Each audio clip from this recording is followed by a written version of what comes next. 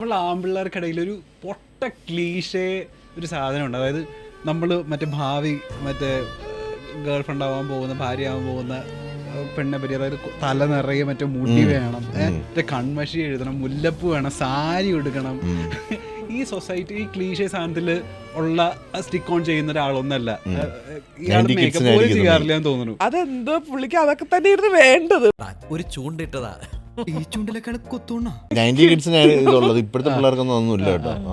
അല്ല, എനിക്കങ്ങനെ വലിയ കോൺസെപ്റ്റ് ഒന്നും ഇല്ലായിരുന്നു. എനിക്ക് മൂക്കുത്തി ഭയങ്കര ഇഷ്ടമായിരുന്നു. മൂക്കുത്തി എന്നെ കൂടെ കുത്തിച്ചതാണ്. കല്യാണത്തിന് ശേഷം കുത്തിച്ച കല്യാണത്തിന് മുമ്പ് ഞാൻ കുത്തിച്ചു.